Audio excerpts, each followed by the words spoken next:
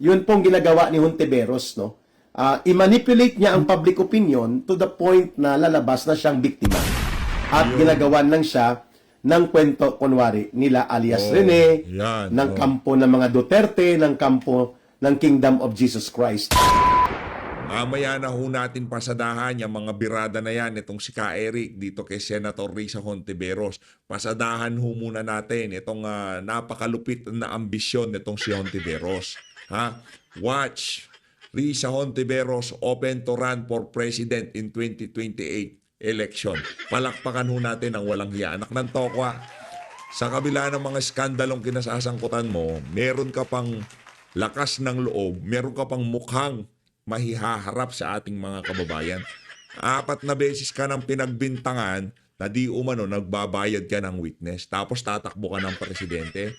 Remind lang kita ha, sinoplak ka nitong si Senator Robin Padilla. Base dito sa pinaka-latest na post nitong si Senator Robin Padilla, PRRD never filed libel case against any journalist, Palas. Yaan ho si dating Pangulong Rodrigo Duterte. Kaya ikaw, Senator Risa, kung meron kang balak tumakbo ng pagka-presidente, ayusin mo muna ang mindset mo.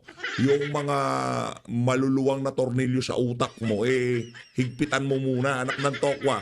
Tinanong ka lang, pinagkakasuhan mo ng cyber libel yung mga vlogger.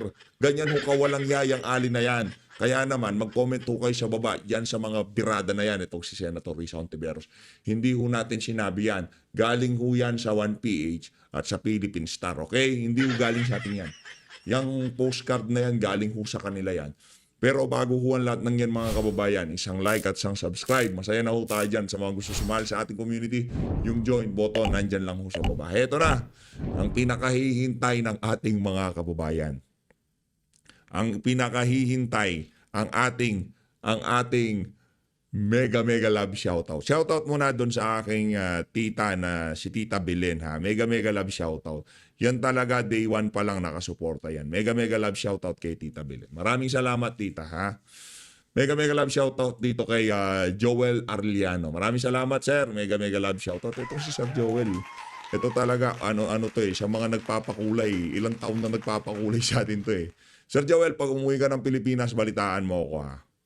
Ikaw ang pakukulayan ko pagka ikaw umuwi sa Pilipinas. Sabi nito si Sir Joel, good morning PH Update, always watching. Kahit late na, pinapanood ko pa rin kayo. Maraming salamat Sir Joel. Mega love shoutout talaga. Mega love shoutout din dito kay Marie Chuji. Marie Chuji, ay 800 yan. Makasi Ma'am Marie Chuji yan. Maraming salamat madam ha. Mega love shoutout ma'am. Mega love shoutout din dito kay Elvira Nagata. Ba't puro Japan yung mga nanonood sa atin? Mega love shoutout.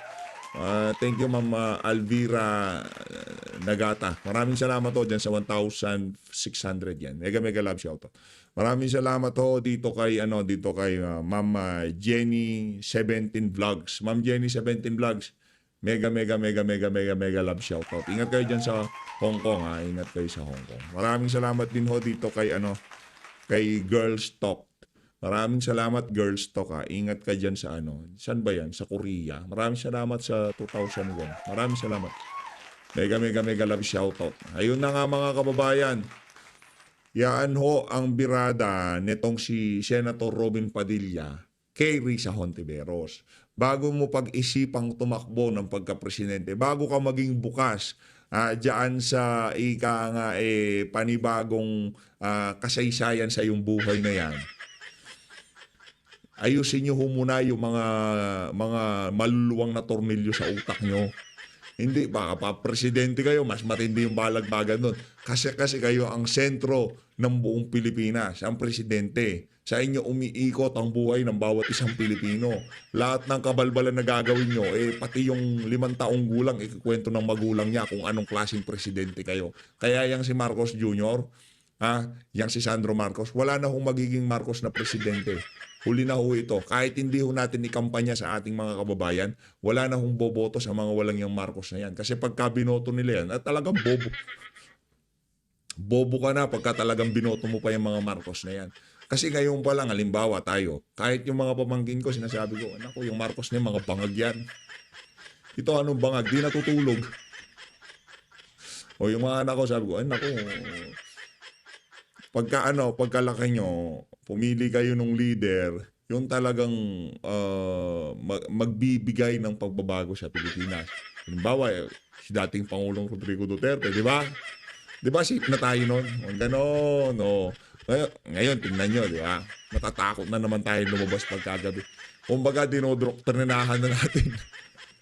Kasi mahirap na eh. Di ba? Baka kung sino pa ganito kasi yung logic dyan. Kung sa eskwela, dinodoktrinahan sila ng mga woke na pinklawan, ano pa naman tayong mga magulang nila ang hindi magsabi sa kanila kung ano yung alam nating tama at yung nakita nating tama. Yung mga woke sa eskwelahan, kung ano-ano tinuturo nila sa mga anak natin. Di ba? O kung ano-ano kinikwento sa kanila na yung mga pinklawan, mga dilawan, santo yang si, santa yang si ganyan, di ba? Kabalbalan. Pero kung tayong mga magulang, turuan natin kagad sila, Duterte ang malupit, tapos ang usapan ni Kanga. Eto mga kababayan, dito tayo kay Eric, mamaya ka na. Sa totoo lang, gusto na kitang pasadahan, kaso itong video na to, sobrang nahuli na ho ito. Ang dami nang nag-react dito eh. Tayo siyempre, attorney tricks yan. Baka attorney tricks yan. Palakpakan muna natin, nakita natin sila sa Duterte ran eh. Hindi tayo nakapag-Duterte ran kasi dinig nyo naman sa boses natin, di ba? Dinig nyo naman sa boses natin. Baka pag nag-Duterte ran tayo, 3 hakbang lang wala na, di ba? Ito na ho. Wala nang PH update pagka ganun. Dito ho tayo. Attorney Tricks, balagbagin mo yan. Makakausap naman natin ngayon vlogger and former Press Secretary Trixie Cruz Angeles. Magandang gabi po sa inyo, Attorney Trixie. Yan. Magandang gabi din po sa inyo. First of all, Attorney, ano ho ang reaksyon ninyo dito sa cyber libel complaint ni Senador Risa laban sa inyo? Una liwanagin natin, this is a complaint for investigation.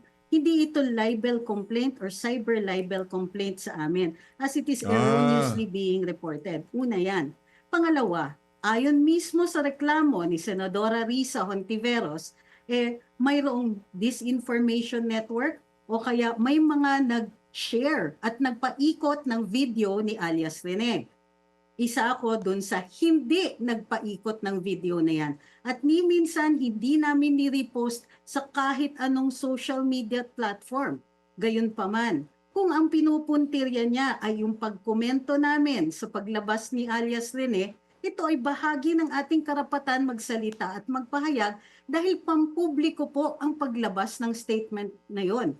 But in spite of that, pinost din namin ang kasagutan ni Senadora Risa at nag-post din kami tungkol sa kanyang press conference kung saan inilahad rin namin ang kanyang panig. So, ang tanong, bakit dun pa lang, nagre-request pa lang siya for investigation, tinatawag ng kami na nag-circulate ng mga videos nitong taong to. Simple lang naman mag-search sa internet. Pagka nakita na hindi kami, para makita na hindi kami nag-share ng kahit anong video nitong nagtatawag na alias Rene. In the first place, Attorney, kilala niyo ho ba ang nasa likod nitong Pagtanggol Valiente account? Actually, hindi ko kilala either that account o mismong itong si alias Rene. Ngunit Hindi rin natin kilala yung Pagtanggol Valiente na yan. Lang yan, kumbaga nakita natin sa FB, pakalat-kalat yung video. Tapos merong courtesy Pagtanggol Valiente, sabay search natin sa YouTube. Nakita ho natin, binanatan na natin, di ba? Nagkalitaw-litaw, inamin, pagkalitaw niyan, mga ilang minuto lang o ilang oras lang, nakita natin na nagkaroon ng statement ang opisina ni Senator Risa.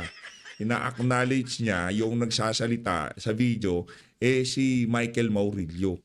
Yun nung nangyari doon. sinubaybayan pa rin naman natin yung saga na yan dun sa Senado. Although not even very much. Kukunti lang ang mga dati naming mga posts tungkol dito. In fact, zero. Pero nung pagpahayag nitong si alias Rene tungkol dun sa kanyang pagbabaliktad, di natural magkukomento ang mga tao dahil pampubliko naman yung pag-post nitong video niya. Ano ho ang mga susunod ninyong hakbang tungkol dito sa legal action ni Senador Risa? tignan po muna namin kung kami ba ipapatawag ng NBI tungo dito sa sinasabi niyang reklamo. Ngunit isang cursory na pagbabasa lang doon sa aming mga posts o sa social media platform namin, o kahit panoorin nila yung mga Facebook Live na ginawa namin tungkol dito, we had been fair. In fact, pinuri pa namin si Senadora Risa dahil tama yung kanyang pagpuntirya doon sa mga sinabi nung alias Rene sa kanyang video. Maaari namin gawing available ito kay Senadora kung siya lang po ay nagtanong sa amin. Sana hindi ganito. Sana hindi siya nagko-conclude at naglabas na kaagad ng mga pangalan, hindi pa pala Correct. sila nakakabasa ng aming mga social media posts. Yun ang problema. Yan ho ang problema kay Risa Hontiveros. Bira ho kasi siya ng bira. Ang pinakamatindi ho dito mga kababayan, balak pa ho niya maging presidente sa lagay na yan. Paano ho niya, talagang pinupustura ho niya sarili niya. No? Sa kabila ng anak ng toko, simpleng simpleng basa lang sa post, simpleng panonood lang sa live nitong si Atty. Trixie. Tayo pinanood natin nagpaka-NBI tayo. Nagpaka-NBI tayo, syempre tutulungan natin si Risa. Benefit of the doubt. Yung sinasabi ko sa inyo. Di ba? Baka nga naman, sinabi nitong si Atty. Trix na ganito yan, ganyan yan, dinagtagan niya. O ngayon, pinanood natin. Base sa ating investigasyon, wala tayong nakitang nagdagdag. Kinuwento niya lang na merong lumutang. Merong ganitong nagsalita. Ang gandun lang siya. Di niya pinalabas yang si Michael Maurilio. Tapos yung natamaang senadora, ayun, nagngangawa sa media. Hindi pa nakontento, nagpunta pa sa NBI. Ganyan kawalang ya si Risa Hontiveros. Po ang nakikita ninyong implication sa mga vlogger tulad ninyo dahil dito sa legal action ng senadora? Actually, ang nakikita namin dito ay may ilang mga government officials na nasasanay na gawin kaming whipping boy. Kami na lang parate, kami. Tignan ninyo, wala ngang nag-circulate, at least ako, and most of the people dun sa listahan niya, hindi ni-repost yung video na yun. Pero unang-una kaagad kami ang pinupunterya dito. Tandaan po natin, may karapatan pa naman magsalita, magpahayag.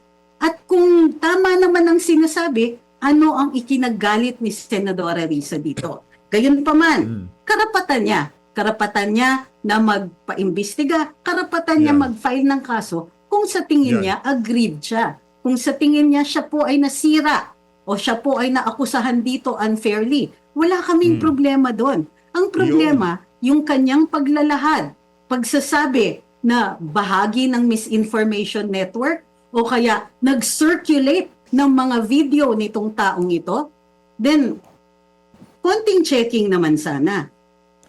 Attorney Trixie, for context, ano ho ba yung inyong komento in the first place tungkol doon sa... Imagine, nagbibintang ho itong si Risa Hontiveros na kesyo, saywar, kesyo ganito. Yung ginawa ho niya na yan ang pagkakaso sa mga vlogger, yan ho talagang saywar.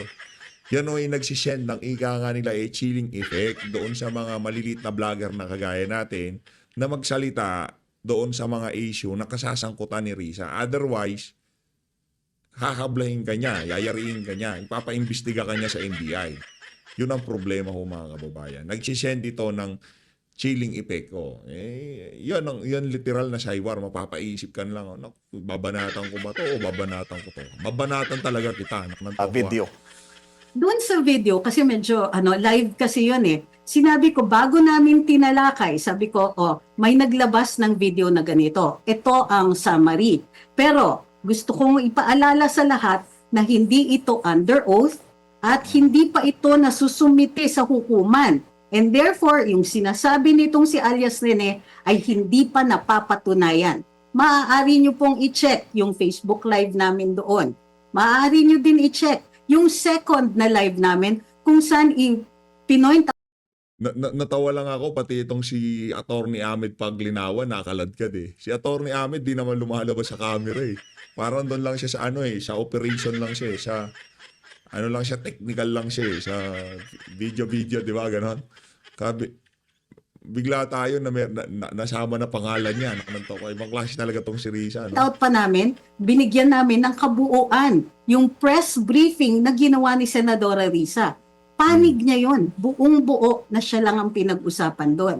Meron kaming bahagi kung saan sa tingin namin, pinupoint out namin yung mga kahinaan, gayon pa man. Sinasabi namin na unang-una, itong alias Rene, hindi pa nag-execute ng second sworn statement. Video pa lang ito. And therefore, hindi pa yan napapatunayan. Hindi pa yan umaabot dun sa level ng kanyang testigo sa Senado. Attorney, any plans to reach out to the office of Senator Hontiveros? Well, hindi naman sila nag-reach out sa amin. Pero, siguro, in the interests of fair play, I will ask our lawyers kung ito ay tamang hakbang. Kung ito ay ipapayo sa amin, then wala akong problema with reaching out. Gayunpaman, sana chinecheck muna nila bago sila mag-akusa. Alright. Grabe yung mga birada na yan itong si Atty. Trixie Cruz Angeles. Risa, narinig mo ba yon? Sana chinecheck nyo muna daw ho bago kayo mag-akusa. Hindi yung akusa na kayo ng akusa. Sa mga hindi pa ho nakasubscribe sa PH Update, ito na nga ho ba sinasabi natin? Hindi pa rin ho gumagalaw. Pagalawin nyo na ho ang baso mga kababayan. 44.9% not subscribe pa rin ho sa mga kasama natin dito sa PH Update. Ngayon, kung isa ho kayo dito sa 44% na to, i-click nyo na ho yung subscribe button. At ngayon, kung nasuggest lang ho itong video na to sa inyo, maraming salamat ho sa pagpindot dito sa video. At considerin nyo na rin hong i-click yung subscribe button. Maraming salamat ho mga kababayan. Tuloy ho natin ang ating talakayan dito kay, ito matindi bumalagbag to. Ito si Ka Jeric. Ka Jeric, dito ka na lang Ka Jeric. Tapos si Atty. Trix. Lagay natin dyan si Atty. Trix. Yan. Ito. Ka Jeric, banatan mo si Risa. Nagpapakita po Lori Abidal from Mountain Province. Thank you. Nagpapakita po na nasa panic mode siya. Kasi, imbis na sagutin ng matuwid at matino ang mga seryosong aligasyon na ibinunyag ni alias Rene sa ginawang video ni alias Rene, no, na itinuturo niya si Senator Hontiveros na involved sa isang modus operandi ng pangbibili, pangbabayad ng witness at nagtatanim ng mga witness. Ginagawan po ng script at nagkakaroon ng manipulasyon at bribery o panunuhol upang magsinungaling ang mga witnesses. Ito po ang mas nakakahiya, Senator Ping Lacson, no? Kumpara sa komentaryo ni Senator Ping Lacson na kung magkakaroon daw ng outright na pag-dismiss o pagbabasura sa basura naman talaga na impeachment complaints nila Martin Romualdez. Pinaksa natin kagabi yung nakakahiya, si Boy nakakahiya. Hindi niya alam nakakahiya, tumanda na lang ng ganyan. Hindi niya pa rin alam nakakahiya. Ng House of Representatives laban kay Vice President Sara Duterte, sakaling mangyari daw yan, ay nakakahiya daw ang Senado. Wow! Talaga ha? Talaga lang Senator Ping Lacson? Anong mas nakakahiya?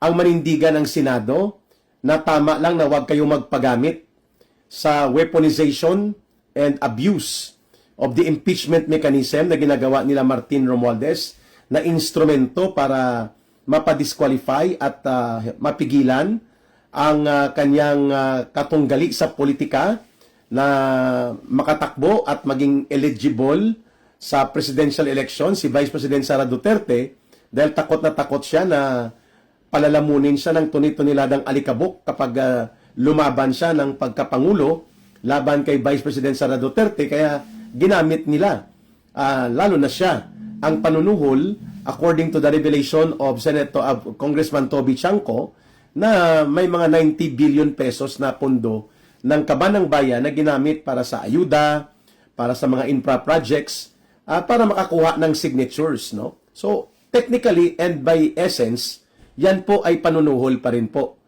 Mas nakakahiya ba, Ping Lacson, Senator Lacson, na yan ay sawatain at pigilan ng Senado at hindi nyo payagan na gamitin kayo sa maruming laro sa politika nila Marcos at Romualdez? Yan ba ang nakakahiya kung ibabasura ang... Ka-Eric, alam mo, ang nakakahiya dito, alam niya ng kurakot ang administrasyon, nakisangkot pa siya doon sa kanilang alyansya nung nagdaang eleksyon. Doon pa lang din niya na alam yung nakakahiya di ba? Bugbog sarado ka ngayon. Hindi mo alam nakakahiya bida ka ng bida. Kakahiya. talaga namang basura at walang katuturan at mapangwasak na impeachment complaints nila Romualdez na kinonsenti ni Marcos? O mas nakakahiya ang hindi nyo aksyonan at hindi nyo ilulunsad ang patas, matino at makatarungang Ethics Committee investigation laban kay Senator Risa Hontiveros sa kanyang ginagawang modus operandi as alleged by alias Rene, na ngayon pinalala pa ni Senator Hontiveros. Instead na sagutin niya ito, pinaghaharas niya, pinagtatakot niya, ini-intimidate niya ng mga tanim kaso na wala namang batayan, cyber libel o ano pa mang mga kaso na gagamitin niya, at dumulog pa sa NBI, no, para takutin po ang mga political commentators kagaya po ni Ka Eric at ng mga kagaya po ng iba pang mga vloggers.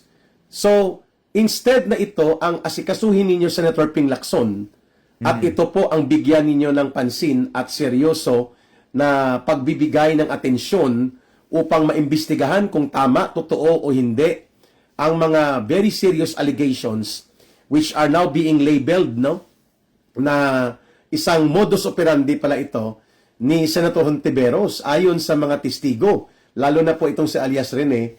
Hindi po ba mas nakakahiya yon, Senator Ping Lacson, na wala kayong gagawin at wala kayong pagtutuwid upang ipagtanggol at linisin ang dangal at integridad ng Senado bilang institusyon?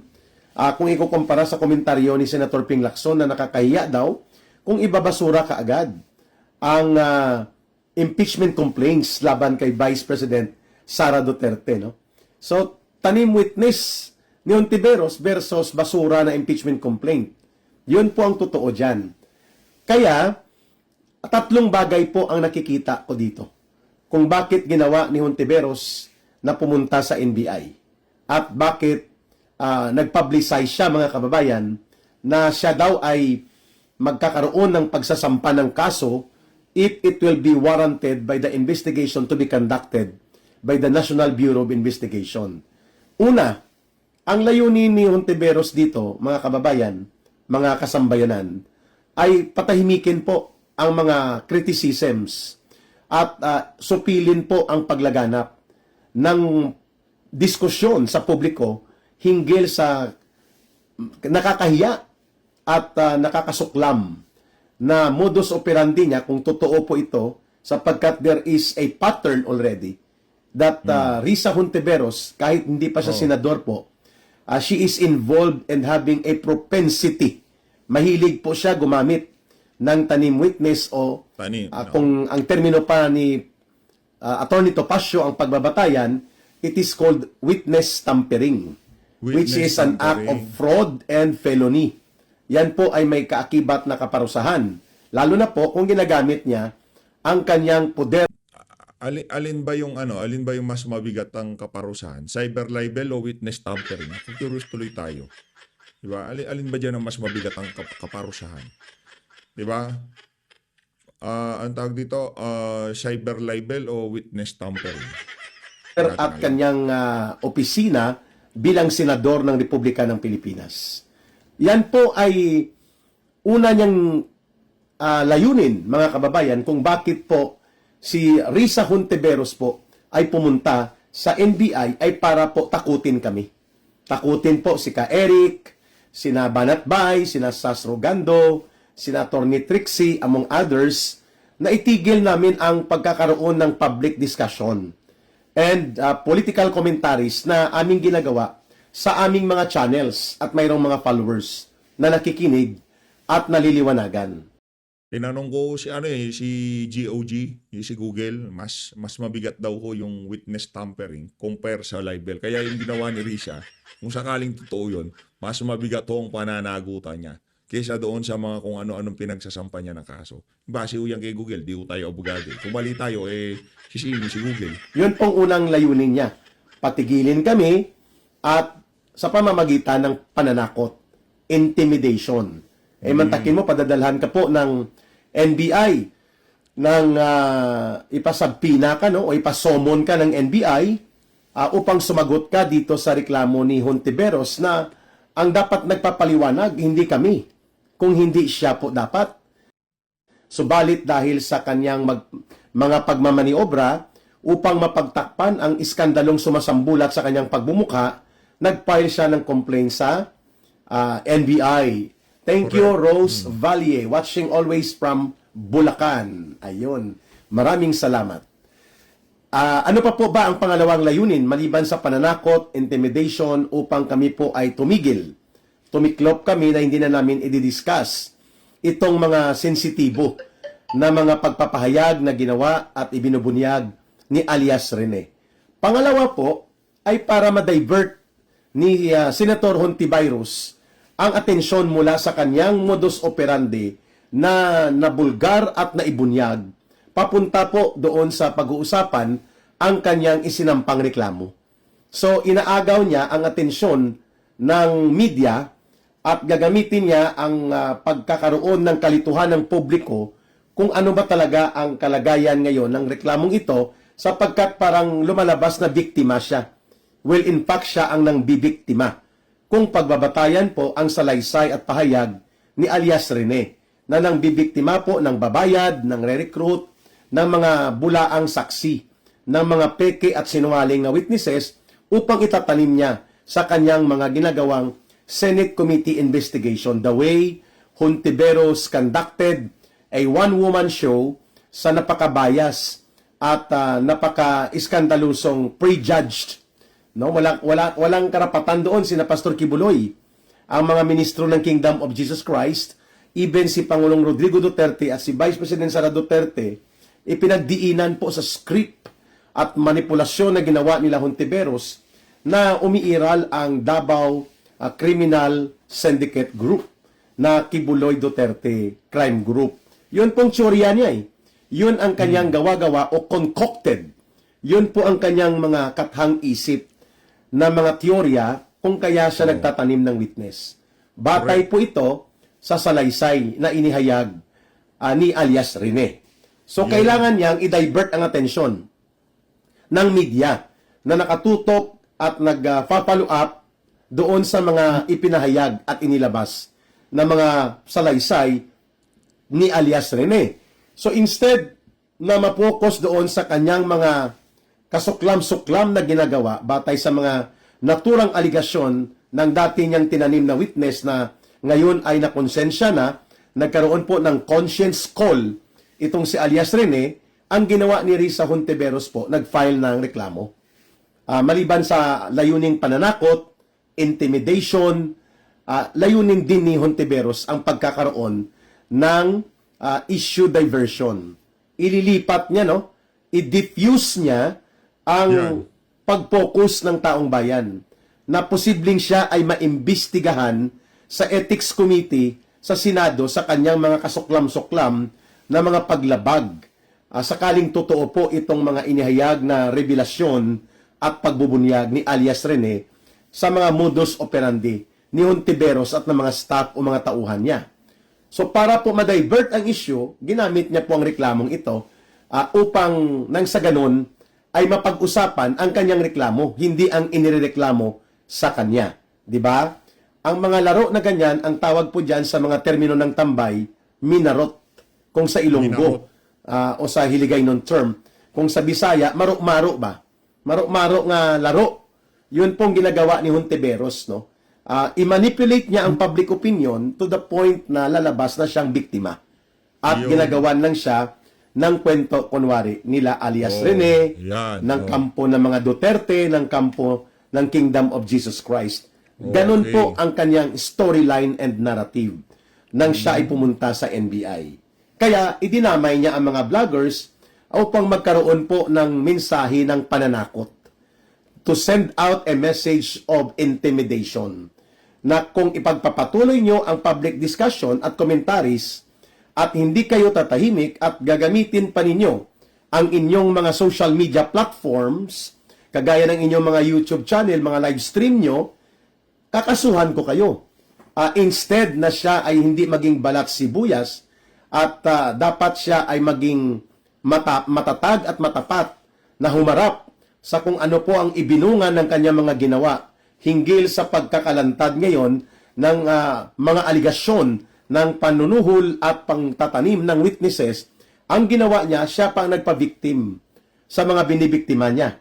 Okay? Kaya siya nagpunta sa NBI para itulak po ang kanyang teorya na siya ay binibiktima, that she is being attacked by the system of operations, na ang kanyang aligasyon, malamang sa malamang daw, ang kampo nila Pastor Kibuloy ang itinuturo niya. Wow! Talaga ha?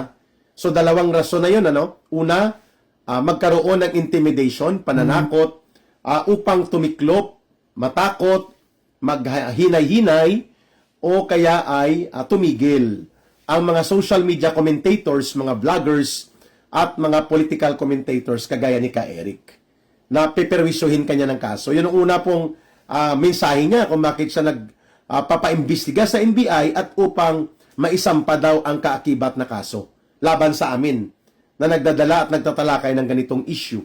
Pangalawa, yung diversion of issue para po siya magpa-victim effect at pag-usapan ang reklamo niya imbis na ang inireklamo at mga ibinubunyag laban sa kanya. Ang pangatlo po ay inuunahan niya ang possible na paglulunsad ng ethics committee investigation laban sa kanya. At sasabihin niya, ano pang inyong saysay na mag-imbestiga pa kayo, nagreklamo na nga akong biktima dito, ako pang imbestigahan nyo. That is exactly the game plan of Hontiveros, for her to appear as if she is victimized by an orchestrated campaign na ang itinuturo niya, Kingdom of Jesus Christ, at sila Pastor Kibuloy. Of course, ang dugtong niyan, ang Duterte political camp. Nakakulong na nga si Pastor Kibuloy. Hindi nakapagpiyansa, bagamat siya po ay akusado lamang. Hindi po siya convicted na, kagaya ni Franz Castro, ang urban operative ng communist terrorist group na si Lula Franz Castro. Nako, papunta na ho kay Franz Castro. Kung gusto nyo, kung bibitinin ko kayo ng konti, para matulungan naman natin si Ka Eric. Kung gusto nyo mapanood ng buo yung video na yan, punta lang ho kayo dito kay Ka Eric Jeff Celis, FB page. Maraming salamat po mga kababayan. Maraming salamat po sa pagsuporta. Mag-ingat po kayong lahat. Malinat ng Pilipinas.